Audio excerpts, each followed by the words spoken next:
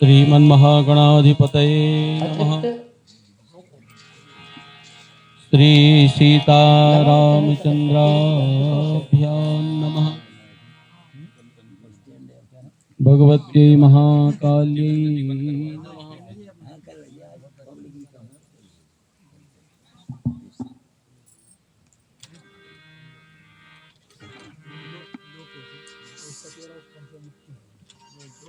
नमो गणेभ्यो गणपतिभ्यश्च वो नमो नमो। व्रातेभ्यो व्रातपतिभ्यश्च वो नमो नमो। ग्रत्सेभ्यो ग्रत्सपतिभ्यश्च वो नमो नमो। विरूपेभ्यो विश्वरूपेभ्यश्च वो नमः। नमः परमहंसास्वादिचरणकमल चिन्मकरन्दाय भक्तजनमानस निवासाय श्री रामचंद्राय। यन्माया वशवर्ति विश्वमखिलं ब्रह्मादिदेवासुरा यत्तत्त्वादमृतैव भाति सकलं रज्जौ यथा हेर्भ्रमः। यत्पादप्लवमेकमेव हि भवाम्भोधे स्थितिर्षावताम्। वन्देऽहं तमशेषकारणपरं श्रीरामाख्यमीशं हरिम्। वन्दे विदेहतनया पदपुण्डरीकं कैशोरसौरभसमाहितयोगिचित्तम्। हन्तुं प्रतापमनिशं मुनिहंससेव्यं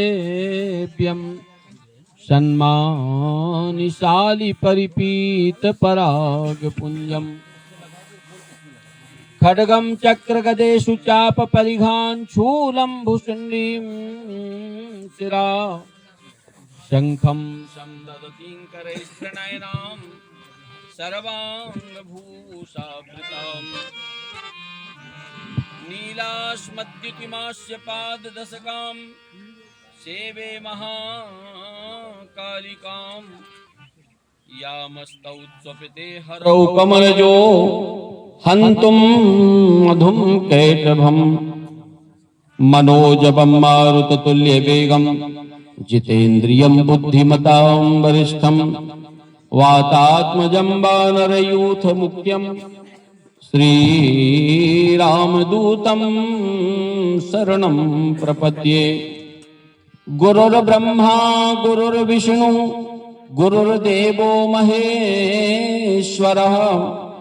गुरुसाक्षात् परब्रह्म तस्मै श्रीगुरवे नमः। अखण्डमण्डलाकारं व्याप्तं येन चराचरम्। तत्पदं दर्शितं येन तस्मै श्रीगुरवे नमः। वन्दं तुलसी के चरण जिनकीन्हो जग काज। कलि समुद्र बूढ़त लख्यो प्रगट्यो सप्त जहाज। वंदौ अवध भुआल सत्य प्रेम जहि राम जी पद।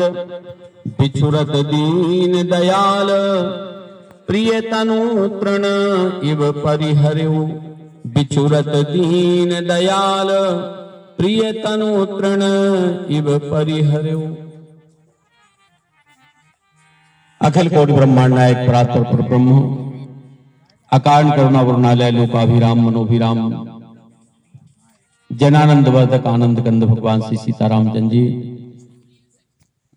जगन मोहिनी भगवती महाकाली अनंत बलवंत राम कथा रसरसक संत श्री हनुमंतलाल जी महाराज। कलि पावन अवतार कविकुल जगत चूड़ामणि भक्त शिरोमणि संत तुलसीदास जी महाराज, जिनके पावन आशीर्वाद से हम सभी यहाँ बैठ करके भगवान की पतित पावनी कथा का श्रवण करने के लिए सन्नद्ध हुए हैं।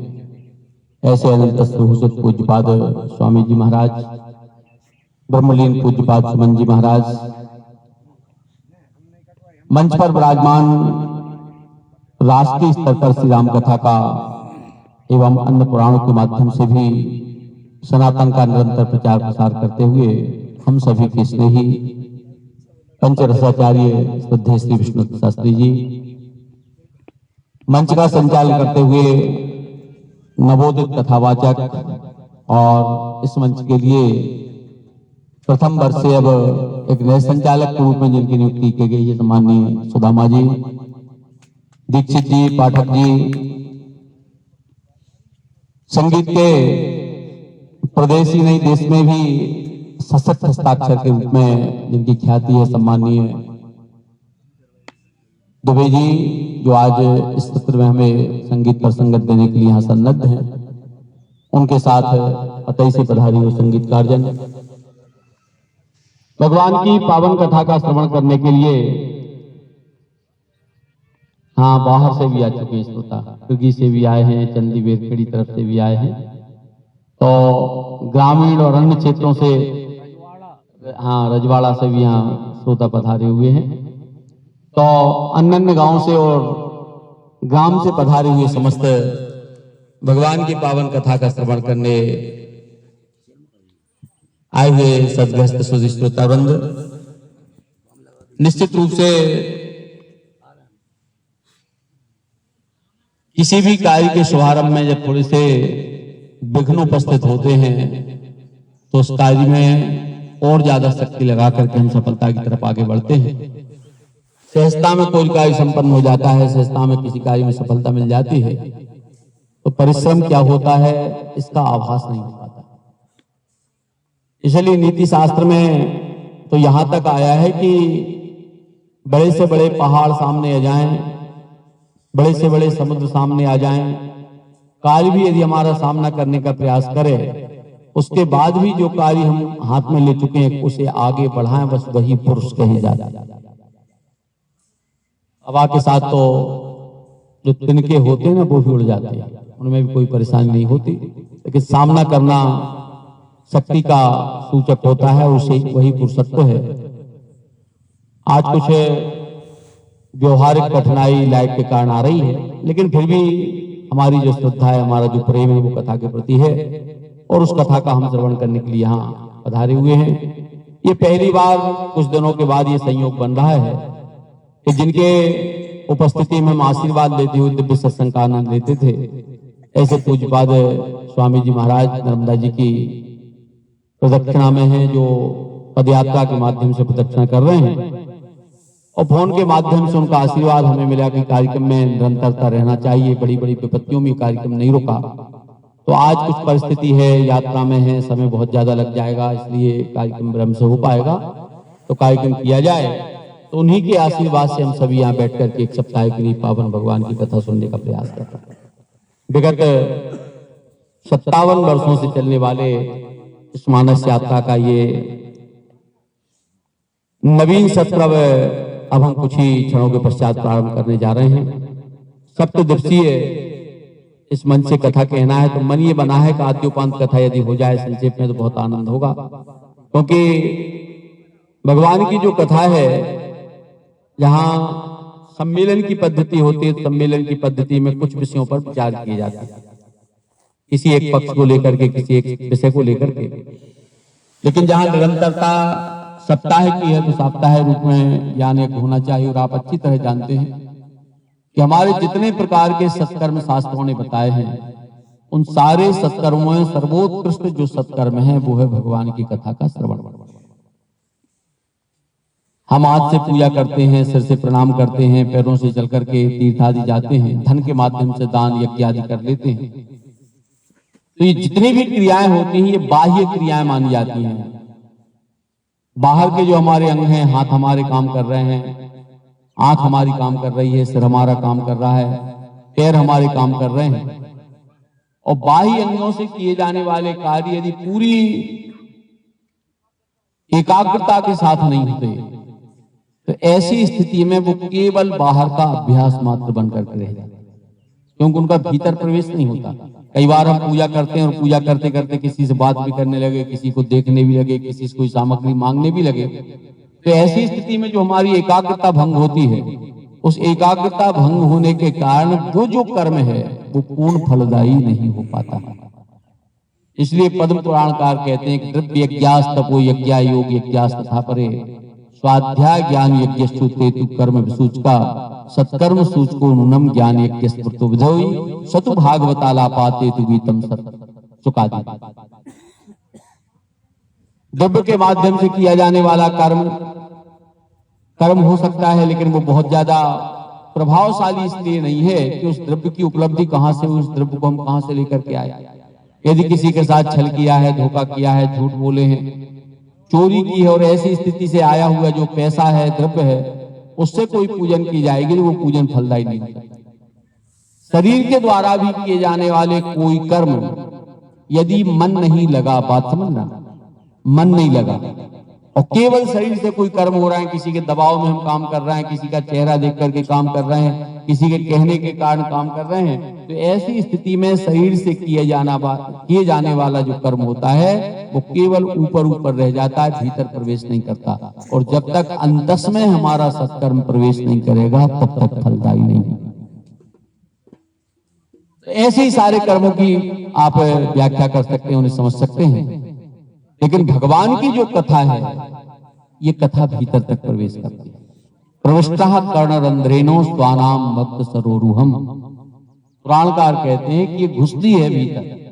कर्णरंध्रेण प्रविष्टः, ये कान के मार्ग से भीतर तक जाती है, और भीतर तक जाती है तो जब तक समझ में नहीं आती तब तक ही वो भीतर जाकर के अपना काम करती है कि हमारे भीतर रहने वाला जो कलुष है, हमारे भीतर रहने वाले जो दोष हैं, हमारे भीतर रहने वाले जो पाप हैं, हमारे भीतर रहने वाली जो बुराइयां हैं, हमारे भीतर रहने वाले जो राग आदि हैं, उन सब का विनाश करती है। और वही चीज यदि समझ में आने लगे, अच्छी तरह बुद्धि में बैठ जाए, तो अंत में हमें मुक्ति भी प्रदान कर देती, मोक्ष के मार्ग में ले जाती। इसलिए जो है शास्त्रों ने श्रवण का सबसे ज्यादा महत्व दिया है। भक्ति में भी आप देखें, नवधा भक्ति की जो बात कही गई, नवधा भक्ति में भी पौराणिक दृष्टि से देखा जाए तो सर्वत्र पहली भक्ति का नाम श्रवण ही है। श्रवणं कीर्तनम विष्णु, चाहे वो भागवत के माध्यम से देखो, चाहे अन्य पुराण के माध्यम से देखो, जहां नवधा भक्ति की बात आई है तो पहली भक्ति का नाम है श्रवण, कि हमें सुनना चाहिए। और वैसे भी पुंसाम एकांत तस्या तन्ना संसित मरहति, प्रत्येक प्राणी का एकमात्र कल्याणकारक कार्य क्या है, एकमात्र कल्याणकारक कार्य। जब ये प्रश्न किया गया है तो उसके उत्तर में भी उन्होंने सबसे पहले सुनने को कहा है।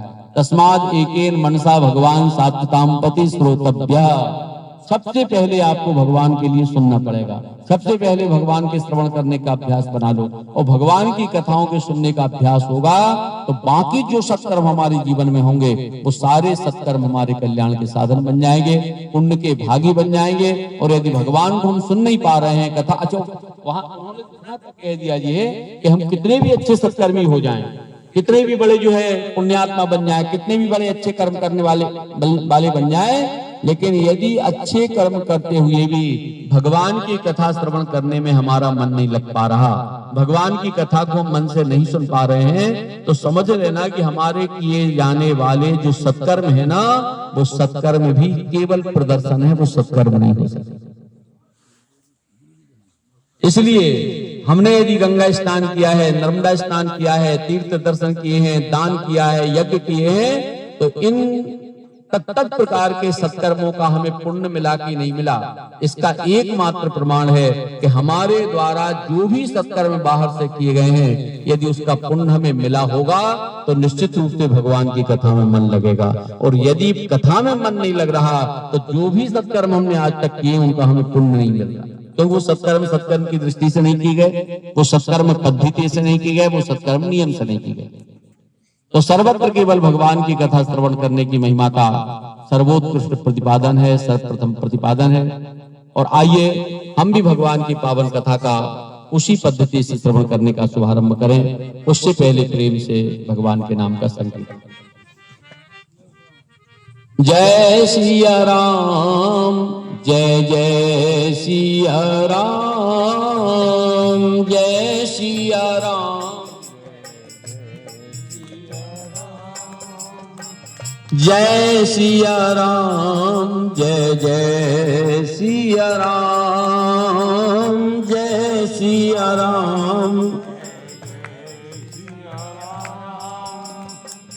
जय सिया राम, जय जय सिया राम।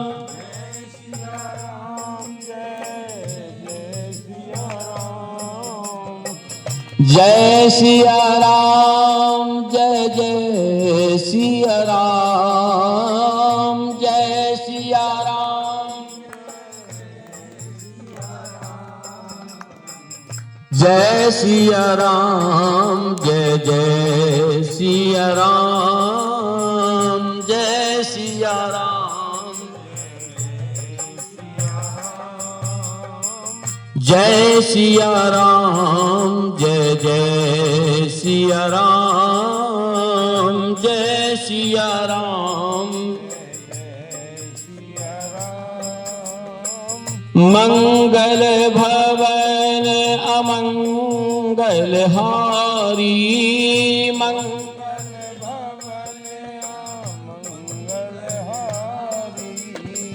द्रवंश दशरथ अजिर बिहारी, द्रवंश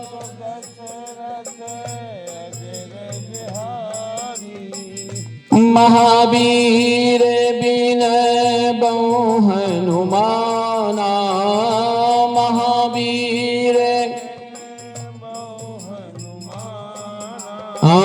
राम जासु जसु आप बखाना, राम जासु जस आप बखाना। जय सिया राम, जय जय सिया राम, जय सिया राम। जय सिया राम, जय जय सिया राम, जय सिया राम। जय जय सिया राम, जय जय सिया राम। बोलिए श्री सीतारामचंद्र भगवान की, श्री गौरी शंकर भगवान की, महाकाली भवानी की, नर्मदा देवी की, श्री हनुमंत लाल की, पूज्य चरण गोस्वामी तुलसीदास जी महाराज की। हर हर नर्मदे। आइए प्रसंग की तरफ चलें। जिन भगवान की हम पावन कथा करने का सुनने का प्रयास कर रहे हैं, उन भगवान का महत्व क्या है, उन भगवान की महिमा क्या है। प्रसंग आप जानते हैं, रामचरितमानस आपने निरंतर सुने हैं। भगवती सती ने लीला दृष्टि से मोह को प्राप्त होकर के और सीता जी का रूप बना लिया। परिणाम स्वरूप भगवान शिव ने उनका त्याग कर दिया और उसी त्याग के बाद भगवती सती अपने पिता के यज्ञ में जाकर के शरीर का त्याग करती हैं। बाद में वो पार्वती बनकर के पुनः शिव जी को प्राप्त कर लेती हैं। वागर्थाविव संप्रक्तौ वागर्थ प्रतिपत्तये, रघुवंश महाकाव्य का श्लोक है। जगतः पितरौ वंदे पार्वती परमेश्वर। अथवा राम जी के लिए तुलसीदास जी ने कहा है, गिरा अरथ जल बीज सम कहियत भिन्न न भिन्न, बंदौ सीताराम पत्य नहीं परम प्रिय खिन्न। तो जैसे गिरा और अर्थ अलग नहीं है, यानी पानी और पानी से निकलने वाला जो अर्थ है वो अलग नहीं किया जा सकता। जल और जल की जो तरंगे हैं, तो जल से जल की तरंग को अलग नहीं किया जा सकता। तरंग अलग कर दो, जल अलग कर दो, वाणी को अलग कर दो, अर्थ को अलग कर दो। तो जैसे पानी से अर्थ अलग नहीं हो सकता है, जल से तरंगें अलग नहीं हो सकती हैं, ऐसे ही भगवान श्री सीताराम कभी अलग नहीं माने जा सकते हैं, दूर नहीं माने जा सकते। और उसी का उदाहरण कालिदास जी ने रघुवंश महाकाव्य में दिया कि वागर्थ संप्रक्तौ वागर्थ प्रतिपत्तये। वहां थोड़ा सा उन्होंने अर्थ बदला है।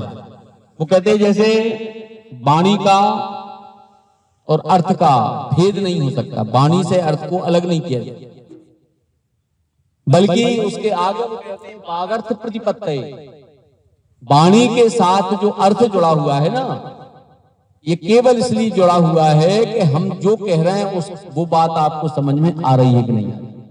यानी जो बोल दिया है वो आपको समझ में आएगी नहीं आया? समझ में तब आएगा जब आप उसका अर्थ लगा लेंगे, जब हम उसका अर्थ लगा लेंगे। यदि उसका अर्थ हमसे नहीं लगा तो जो बात कही गई है उसका क्या मतलब निकला, किस लिए कही जा रही है, कोई आदेश के लिए कही जा रही है, कोई सेवा के लिए कही जा रही है, कोई उपदेश के लिए कही जा रही है, कुछ समझ में नहीं आएगा। तो हमेशा वाणी के साथ अर्थ इसलिए रहता है कि जो वाणी बोली जा रही है उस वाणी को सामने वाला समझ सके, प्रतिपत्ति ने उसके प्रतिपादन के लिए कि हमने जो कहा है वो बात आपको समझ में आ जाए, आपकी बुद्धि में बैठ जाए और जो भी कहा है उसके अनुरूप हमारे द्वारा कार्य होने लगे, इसलिए वाणी के साथ अर्थ जोड़ा गया है।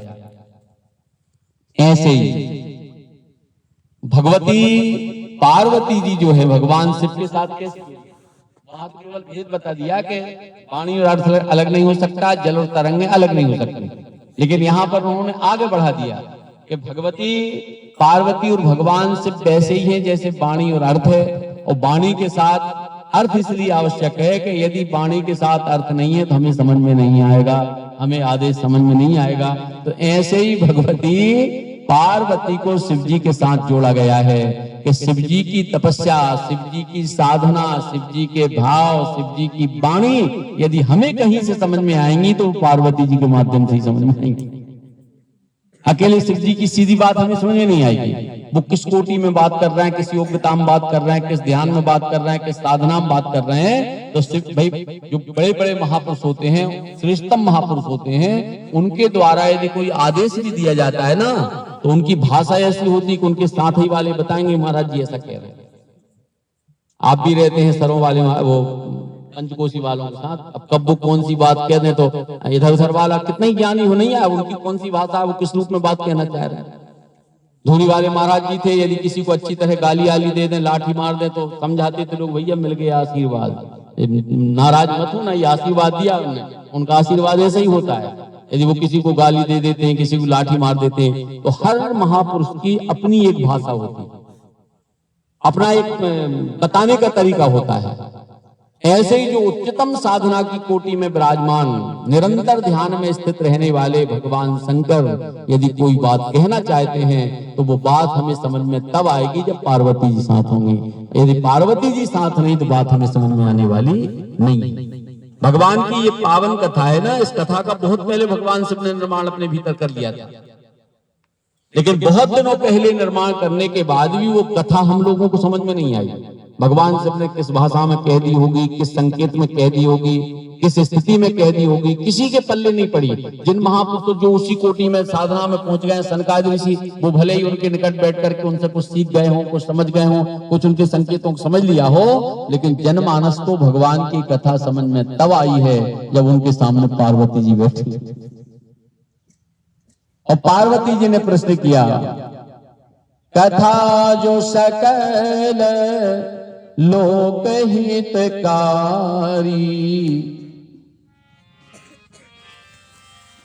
सोई पूछन चाहे सैल कुमारी। कथा जो सकल लोक हितकारी, सोई पूछन चाहे सैल कुमार। भगवती पार्वती कहती है महाराज मुझे वो सारे संसार का कल्याण करने वाली पावन कथा का श्रवण करना है, मैं आपसे कथा सुनना चाहता हूँ। और मैं तुम्हें निवेदन करना चाहता हूँ, कई बार हमने ये बात कही होगी कि भगवान शिव जो है करालम महाकाल कालम कृपालम, जिनको महाकाल कहा गया है। अब महाकाल का काल क्या बिगाड़ पाएगा जो स्वयं महाकाल है? काल तो उसके सामने नत रहता है, काल तो उसके सामने बैठा रहता है। और यदि सृष्टि के क्रम में भी काल की दृष्टि को देखा जाए तो आप भागवत की कथाएं और अन्य पुराणों का भी पुराण कथा करके आ रहे हैं। अभी छिंदवाड़ा क्षेत्र में शिवपुराण की दिव्य कथा आप वाचन करके आए, तो पौराणिक दृष्टि से देखा जाए तो काल की सर्वोत्कृष्ट जो सीमा है, जहां ब्रह्मा की पहुंच नहीं है, विष्णु की पहुंच नहीं है, ऐसी काल की सर्वोत्कृष्ट सीमा भी भगवान शंकर, उनसे बड़ा काल किसी का नहीं है। तो जहां जाकर के काल नत हो जाता है, काल झुक जाता है, तो ऐसे शंकर जी के सामने काल कुछ कर सकता है? और यदि ऐसे शिव जी के सामने काल कुछ नहीं कर सकता तो केवल पूरे दैविक परिवार में देखा जाए तो अकेली शिव जी की पत्नी क्यों गई? इंद्र की इंद्राणी का शरीर नहीं छूटा था, विष्णु की लक्ष्मी का शरीर नहीं छूटा था। नाराज होकर वो देवी भागवत में जरूर कथा, वो नाराज होकर एक बार समुद्र में डूब गई थी, कई दिनों तक समुद्र के भीतर बनी रही, लेकिन शरीर नहीं छोड़ा उन्होंने। वो जैसी गई थी वैसी की वैसी फिर लौट के आ गई समुद्र मंथन के बाद, नाराज होकर के चली गई थी।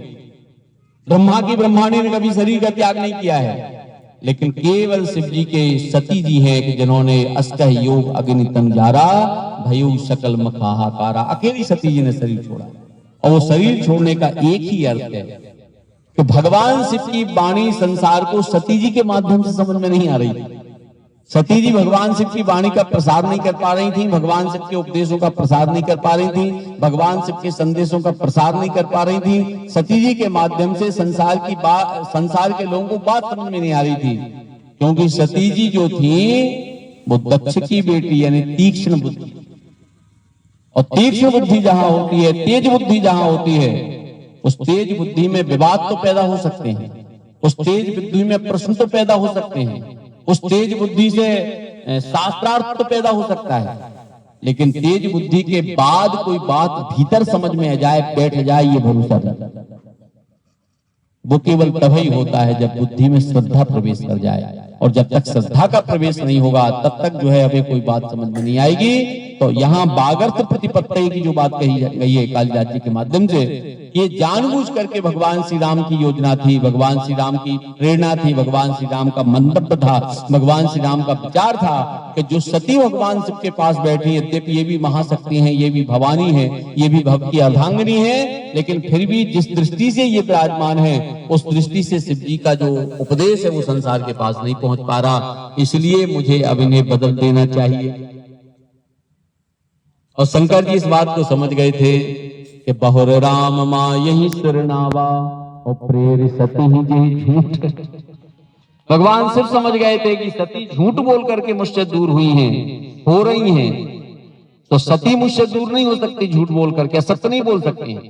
लेकिन सती से असत्य किसी के द्वारा बुलवाया गया है, किसी ने दबाव बनाया है, और वो दबाव जब उन्होंने समझा कि मेरे इष्ट राम ऐसा कर रहे हैं, तो अगली बार जब सती जा रही ना पिताजी के यज्ञ में, तो शंकर जी ने पहले तो नीति की बात समझा दी, लेकिन नीति की बात समझाने के बाद भी सती जब प्रश्न पर प्रश्न करती रही, प्रश्न पर प्रश्न करती रही, तो राम जी को बात याद आ गई कि जब वो शिव जी को बात याद आ गई कि जब राम जी चाह ही रहे कि ऐसा होना चाहिए, तो तुलसीदास जी ने कहा है कि हो यही सो जो राम रचि राखा, को कर तर्क बढ़ावे शाखा, और अस्कह लगे जपन हरिनामा। बस भगवान ने समझ लिया कि राम ही सब कुछ कराने की स्थिति में है, तो अब अपन क्यों ज्यादा विवाद करें। नीति की बात अपन ने बताई, समझ में आ रही नहीं आ रही है इनके मन। तो सती ने आगे जो कदम था वो उठाया, परिस्थिति ये बनी कि वो सती का त्याग करना पड़ा। आज वो पार्वती आकर के बन करके बैठी हैं, और उन्होंने वो सती वाले जो प्रश्न हैं वो भी भगवान के सामने किए, और सती वाले प्रश्नों के साथ साथ भगवती पार्वती ने कहा कि मेरे भीतर जो भ्रम पैदा हुआ है कि राम जी कौन है, तो मैं निवेदन करना चाहती हूँ कि एक वो राम थे जो अपनी पत्नी के वियोग में विलाप करते हुए पेड़ पौधों से पूछते हुए घूम रहे थे, वही राम जी हैं। एक वो दशरथ जी के बेटा राम जी हो, क्या वही राम जी हैं? या फिर जिन राम जी को दिन रात आप जपते हो, तुम पुनि राम राम दिन राती सादर जपो अनंग आराती, तो जिनका नाम आप निरंतर जपते हो, क्या वो राम जी हैं? तो इन राम में से राम कौन है? मैं उन राम की महिमा सुनने के साथ साथ राम की दिव्य कथा का श्रवण करना चाहती हूँ। आप मुझे वो कथा सुनाएं। तो आइए दूसरे नवान्न में प्रवेश करें, क्योंकि 7 दिन में बात आगे बढ़ाना है। तो दूसरे नवान्न का पहला दोहा है कि सुन शुभ कथा भवानी, रामचरित मानस विमल, कहा भुसुंडी बखानी, सुना बिहग नायक गरुड़, सो संवाद उदार, जेहि विधि भा आगे कहब, सुनहु राम अवतार, चरित परम सुंदर अनघ, हरि गुण नाम अपार, कथा रूप अगणित। उनके बीच में वार्तालाप कर रहे हैं, उनसे उनकी भाषा में बोल रहे हैं तो समझो कि भगवान ने अवतार ले लिया। भगवान इतने नीचे उतरे, इतने नीचे उतरे, इतने नीचे उतरे कि वो बिना पढ़े लिखे लोगों के बीच में भी बैठ करके जो है वार्तालाप। अब वो भगवान ने यदि अवतार ले लिया है, भगवान यदि ऐसा अवतार लेकर के आ रहे हैं और तुम्हें ऐसा लगे कि वो सीता के लिए रो रहे हैं, सीता उन्हें मिल नहीं रही, वो पागल हो गए कि वो पेड़ पौधों से पूछ रहे हैं, तो इसे तुम ये मत समझना कि राम जी की महिमा में कोई कमी है, राम जी की बुद्धि में कोई कमी है, राम जी के भीतर कोई शोक व्याप्त हो चुका है। वो इतना सब होते हुए भी सारे शोकों से मुक्त हैं, क्योंकि भगवान श्री राम है सत्य संध। और सत्य की जो व्याख्या शास्त्रों ने की है, जन्माद्यस्य तोन्वयातश्चार्थे सूर्यस्रार्थे ने ब्रह्मदाय आदि कवि मुह्यन्ति सूर्या तेजो बारी मृदाम यथा विनिमयो। भगवान के भीतर ये विविध प्रकार के जो व्यवहार दिखाई देते हैं, चाहे वो शोक कर रहे हैं, जैसे लक्ष्मण के वियोग में जब भगवान ने शोक किया तो प्रभु प्रलाप सुनकान विकल भये बानर सकल आए गए हनुमान जिन करुणा वीर रस। कहते भगवान का वो प्रलाप था, तो उसमें प्रलाप शब्द लिखा है। प्रलाप का अर्थ होता है झूठी झूठी बातें, जो काम की नहीं है, मतलब की नहीं, बेकार की बातें जो होती है उसे कहते हैं प्रलाप। तो भगवान ने आज तक लक्ष्मण जी के विषय में जो कुछ शब्द कहे, उनके वियोग में जो जो रो करके कहा है, ये सब भगवान का विलाप नहीं था, प्रलाप था। जो समझने वाले थे, जो समझदार थे, जो जानते थे भगवान की महिमा को, वो समझ रहे हैं कि भगवान केवल ऊपर ऊपर की बातें कर रहे हैं, इनके भीतर ये सब बातें नहीं है, इनके भीतर ये चीज प्रवेश नहीं की है। ये तो केवल समाज को बताने के लिए कि भाई के लिए कैसे रोया जा सकता है, भाई के लिए कितना दुखी होया जा सकता है, भाई के लिए कितना महत्व दिया जा सकता है, भाई कितना महत्वपूर्ण होता है, ये सारी बातें समाज को बताने के लिए भगवान ने प्रलाप किया है। प्रभु प्रलाप सुनकान विकल भये बानर सकल। अब मैं निवेदन आपसे कर रहा हूं कि ये जो भगवान के द्वारा बातें कही गई हैं, ये केवल केवल केवल केवल जो है हमें दिखाने के लिए है। इतना शोक करने के बाद भी भगवान के भीतर शोक नहीं है, इसके बाद भी वो आनंद सिंधु हैं, आनंद के भंडार हैं, सुखधाम है। न कभी उनका सुख कम होता है, न उनका कभी आनंद। तो उदाहरण दिया है भागवतकार ने कि भगवान के भीतर यदि ऐसी कोई चीज दिखाई देती है तो ये वैसी है जैसे कोई रास्ते पर दूर देखता है और दूर रास्ते पर सूर्य की किरणें पृथ्वी पर टकराने से पृथ्वी पर पानी दिखाई देता है। जैसे रोड पे अपन गर्मियों में जा रहे हो और दूर देखो तो ऐसा लगता है वहां पानी भरा है, और वहां जा करके देखो तो वहां कुछ नहीं होता, उसी का नाम है मृग तृष्णा। कि सामने आपको जल दिखेगा लेकिन वहां पहुंचोगे जल नहीं होगा। तो जैसे सूर्य पृथ्वी के संक्रमण से, सम्मिलन से जल का आभास हो जाता है, ऐसे ही संसार में परमात्मा जब अवतार लेता है तो अवतार की दृष्टि से उसके भीतर ये शोक मोह आदि दिखाई देते हैं, नहीं तो उसके भीतर शोक मोह होते नहीं है। इसलिए राम जी शिव जी कहते राम अतर्क बुद्धि बन बानी और मत हमार असे सुनहु सयानी। राम जी के विषय में यदि कोई तर्क किया जाए कि राम ऐसे हैं, कि राम ऐसे हैं, कि राम ने ये कमी किया, राम को हमने ऐसा देखा, या राम जो है एक की जगह दो हो सकते हैं, ये सारा केवल हमारा बुद्धि भ्रम माना जाएगा। राम को किसी तरह से हम तर्क में नहीं बांध सकते। उनकी क्षमता ऐसी है, उनकी योग्यता ऐसी है कि जिनके लिए कह दिया है आगे बिनु पग चले, सुने बिनु काना, और करे बिनु कर्म, करे विधि नाना, आनन रहित सकल रस भोगी, और बिनु बाणी बक्ता बड़ जो। कहते वो परमात्मा बिना पैर के जो है चल लेता है, बिना हाथ के कार्य कर लेता है, बिना मुख के भोजन का स्वाद ले लेता है। तो जिसकी ऐसी क्षमता है, यदि उसको हम व्यवहार की दृष्टि से बांधने का प्रयास करेंगे तो वो उसकी कृपा है। एक निवेदन में करूं, वो उसकी कृपा है कि वो हमारे व्यवहार में बंध जाए, वो उसकी दया है कि वो हमारे व्यवहार को स्वीकार करके और हमें अपना मान ले। लेकिन उसे हम प्रतिबंधित करें कि नहीं तुम हमारे व्यवहार में ही बंधो, तो ये स्वतंत्रता है उसकी, वो बंध रहा है कि नहीं बंध रहा है, ये उसकी कृपा के ऊपर है। हम उसे अपने दबाव से बांध नहीं सकते। ऐसे ही बुद्धि के माध्यम से उस पर कोई तर्क किया जाए, कोई उसका प्रश्न किया जाए, तो राम प्रश्न करने के लिए नहीं है, राम प्रश्न करने के योग्य नहीं है। तदपि संत मुनि वेद पुराणा और जैसे कछु कहीं स्वमति अनुमाना। पर इसके बाद भी जो संतों के द्वारा, महापुरुषों के द्वारा भगवान की कथाओं पर तर्क किए ही जाते हैं। अच्छा, तर्क इसलिए भी किए जाते हैं कि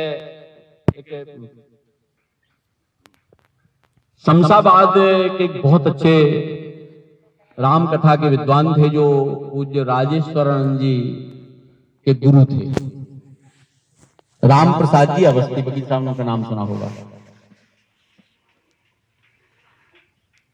मांगरोल में जब हम 82-83 में अध्ययन करते थे गुरु जी की सन्निधि में, उस समय वो एक बार बरेली आए थे, तब बड़े वृद्ध हो चुके थे और गुरु जी के साथ बरेली मानस सम्मेलन में हम सेवा के लिए आते थे, तब उनके दर्शन हुए थे। उनसे एक बार किसी ने एक प्रश्न कर लिया कि जब स्वस्थ मानस में लिखा है कि राम अतर्क बुद्धि मन बानी, अस विचार मति धीर, तज कुतर्क संशय सकल भजऊ राम रघुवीर करुणाकर सुंदर सुख। यदि भगवान पर तर्क नहीं किया जा सकता है, प्रत्येक बुद्धिमान को चाहिए कि सारे तर्कों का त्याग करके और सिर झुका करके भगवान को प्रणाम करे, उनके नाम का जप करे, उनकी पावन कथा का श्रवण करे। उसमें किसी भी प्रकार का तर्क जो है यदि करेंगे तो वो मूर्खी माने जाएंगे और अंत में जाके हताश हो जाएंगे। तो जब तर्क का निषेध किया गया है मानस में, तो आप जैसे विद्वान मंचों पर बैठकर तर्क क्यों करते हो? आप भी जो कथा करते हो तर्क ही तो करते हो। एक बात कह दी, फिर उसी में प्रश्न निकाल दिया, फिर उसका कहीं से उत्तर खोज के ला रहा है, फिर उसमें काटा पीटी कर रहा है, फिर उसमें जोड़ रहा है। तो ये सब जो मंच पर बैठकर होता है, ये तर्क ही तो होता है। यदि राम तर्क से परे हैं तो तर्क आप कर क्यों रहे? तो उन्होंने बड़ा सुंदर उत्तर दिया, तो बात याद आ गई, इसलिए मैं निवेदन कर रहा हूं। तो उन्होंने कहा कि भैया देखो, हमारी जो बुद्धि है यह है लोहे की बड़ी पैनी तलवार, जहां पड़ जाए वहां काट देती है, जहां पड़े काट देती है। इतनी जिसकी तेज बुद्धि होती है, जैसे ओशो थे रजनीश जी, उनने जो मार्ग बता दिया उसे सिद्ध ही कर दिया, बड़े बड़े विद्वानों के सामने फेल हो गए, उनके तर्कों के सामने। अब इतनी तेज बुद्धि थी, वो ऐसे ऐसे तर्क दे दें। एक बार तो उनका करपात्री जी शास्त्रार्थ हुआ था, और करपात्री जी से जब शास्त्रार्थ हुआ तो करपात्री जी भी उनकी बात का उत्तर नहीं दे पाए। तो अंत में करपात्री जी ने लिख दिया था कि मति वैकल्यम न तु मत वैकल्यम, मैं केवल तुम्हारे सामने आज इस बात को स्वीकार करके जा रहा हूं, कल उत्तर लाऊंगा कि आज मेरी बुद्धि काम नहीं कर रही। लेकिन इसका अर्थ ये नहीं है कि मेरा मत कमजोर है, मत तो मेरा ही मजबूत है, मैं जो कह रहा हूं, लेकिन मेरी मति काम नहीं कर रही, तुम्हारी बात का मैं उत्तर कर दे दी। तो बुद्धि इतनी तेज थी कि उसने संसार को पकड़ लिया, तो संसार ही को काट के उसमें से ही काट निकाल लिया कि नहीं ऐसा ही करो तो ही तुम ठिकाने लग जाओ। बात समझ रहे? तो उन्होंने कहा कि हमारी जो बुद्धि है यह बहुत तीक्ष्ण तलवार, ये जहां घात करती है उस चीज को काट देती है, जहां घात करती है उस चीज को काट देती है। अब इस बुद्धि को यदि संसार के तर्क के लिए जोड़ दिया जाए तो वो अपनी बुद्धि से तर्क करके संसार को सत्य सिद्ध कर देगी। चारवाक जैसे जो मुनि हो चुके हैं ना, बहुत अच्छे विचारक, तो उन्होंने भी कह दिया कि आवत जीवे सुखम जीवे ऋणम कृत्वा घृतम पवेत, जब तक जिंदा रहो चैन से रहो, कर्ज करो करना पड़े चाहे, लेकिन खूब खाओ खूब मस्ती से रहो, मर गए तो कौन मांगने जा रहा है? मर गए तो लेकिन शरीर मुश्किल से मिला है, इसमें कोई अभाव नहीं होना चाहिए, इसकी सुख सुविधा में कोई कमी नहीं रहना चाहिए, क्योंकि फिर शरीर ये मिल रहा है कि नहीं मिल रहा, दोबारा मिलेगा कि नहीं मिलेगा, कौन ने देखा है कि मरने के बाद कहां चले गए। तो हमारे यहाँ कई मत चले हैं, क्योंकि सनातन एकमात्र वृक्ष था, एकमात्र जो है मूल था, जड़ था। और बाद में जो बौद्धिक लोग आए तो उन्होंने उसमें कई प्रकार के प्रश्न करके बुद्धि लगा लगा के और अपने अलग पंथ बना लिए। उनका ये पूजा में ये कमी है, उनका ये कथा में ये कमी, उनका राम जी में ये कमी, कृष्ण में ये कमी है, तो हम तो उन्हें भजेंगे, हम उन्हें भजेंगे, हम उन्हें भजेंगे। और ऐसे करके इसी बुद्धि के जोड़ के कारण विविध प्रकार के पंथों का निर्माण होगा, कई प्रकार के पंथ तैयार हो गया। मूल उसका सनातन है, जड़ उसकी सनातन है, निकले सब सनातन से हैं, लेकिन अपनी अपनी बुद्धि लगा लगा करके लोगों ने पूजाओं की पद्धति बदल ली, आराधना की पद्धति बदल ली, सेवा की पद्धति बदल ली। तो उन्होंने कहा कि यदि हम बुद्धि संसार में लगाएंगे तो बुद्धि इतनी तेज है कि संसार कट जाएगा, बुद्धि जीत जाएगी और संसार को ही सत्य सिद्ध कर लिया जाएगा। तो संसार है कमजोर लकड़ी, उस पर हम पैनी तलवार चलाएंगे तो 4 बार 10 बार 50 बार प्रहार करेंगे, वो लकड़ी कट जाएगी। फिर हम जीत जाएंगे, हमें अहंकार हो जाएगा, हमने ऐसा कर दिया, हमने ये निकाल दिया, हमने ये निकाल दिया। तो उन्होंने कहा कि भाई यदि बुद्धि तुम्हारी ज्यादा ही परेशान हो, ज्यादा वाद विवाद के चक्कर में रहती हो, तो तुम बुद्धि पटको पथरा पे। भाई जैसे तलवार है, धार उसकी तेज है, लकड़ी पे पटकोगे लकड़ी कट जाएगी। अब उसी तलवार को यदि धार मिटाना हो तो लोहे के खंभा पर मारो। तो लोहे की खंभा पे जब मारना शुरू करेंगे तो तलवार की धारी बोथली हो जाएगी, और बोथली हो जाएगी तो उसके जो काटने का काम है वो काटने का काम बंद हो जाएगा। ऐसे ही अपनी बुद्धि को यदि तुम राम जी के उसमें लगाओगे तो राम जी तो तर्क में आने वाले नहीं, बुद्धि बोतली हो जाएगी और अंत में जाकर के राम जी को मान के भजने में लग जाओगे। इसलिए हम राम जी पे तर्क करते हैं, और ये तर्क केवल ये नहीं कि हम राम जी को गलत सिद्ध करना चाहते हैं, राम जी के भीतर कोई गलत बात आना चाहे। आज ही हमने एक ग्रंथ पढ़ा जी, मानस मीमांसा, डॉक्टर रमाकांत जी मिश्र करके एक बहुत अच्छे विद्वान हो चुके हैं, और प्रयागराज से वो ग्रंथ निकला है। उसमें तुलसीदास जी के विषय में ऐसी अनर्गल बातें कही गई हैं, जबकि पुस्तक का नाम मानस मीमांसा। तो हमें लगा कि इसमें बड़ी अच्छी चीजें होना चाहिए, तो इसका स्वाध्याय किया जाए। तो प्राप्त करके जब आज उसका हमने पढ़ा तो उसमें इतने अनर्गल प्राप्त किए गए हैं, और वो भी कोई सामान्य डॉक्टर रमाकांत, मतलब डॉक्टर की उपाधि थी, पीएचडी है, साहित्य रत्न, सब कुछ उपाधि है, पर उनने जो मीमांसा की गई है वो आगे हम पढ़ रहे हैं, कल उसमें और आगे के प्रसंग बताएंगे। अभी तो केवल तुलसीदास जी की पूरी जीवनी पढ़ी। तो तुलसीदास जी ने जो कवितावली में या विनय पत्रिका में अपनी आत्मकथा लिखी है कि मैं यहाँ से मांगता था, वहां सोता था, यहाँ खाता था, मुझे माता पिता ने बाल्यावस्था से छोड़ दिया था, मुझे देख करके माता पिता को बड़ा कष्ट हुआ था। तो ये सारी चीज तो उन्होंने मतलब इतना उसमें शब्द तक कर दिया कि भाई यदि किसी बालक के जन्म पर कोई गरीब से गरीब माता पिता है तो वो भी कुछ ना कुछ उत्सव बना लेता है, कुछ ना कुछ लड्डू मिठाई बांट लेता है। और यदि तुलसीदास जी के जन्म के बाद माता पिता को दुख हुआ है, परेशान हुए हैं, छोड़ दिया है, त्याग दिया है, जिसके द्वार पर जाते थे वो भगा देते थे, रोटी नहीं देते थे, यदि ये हुआ है तो उन्होंने यहां तक उसमें शब्द लिख दिए, क्या वो अवैध संतान। भाई ऐसी कोई संतान हो जाती तब लोगों के मन में ये इस टाइप का भाव पैदा होता है कि बेकार आदमी से रोटी मत दो, इसे द्वार पर मत आने दो, ये वो इस टाइप की बातें। तो मेरा मत कहने का ये अर्थ है कि यदि बुद्धि को हम इस रूप में भी ले जाएं तो यहां तक भी बुद्धि पहुंच जाएगी। इसलिए हमें राम जी की चर्चा करना चाहिए, और राम जी की चर्चा जब हमारे जीवन में निरंतर चलेगी तो एक दिन हमारी जो बुद्धि है वो बिल्कुल शिथिल होकर के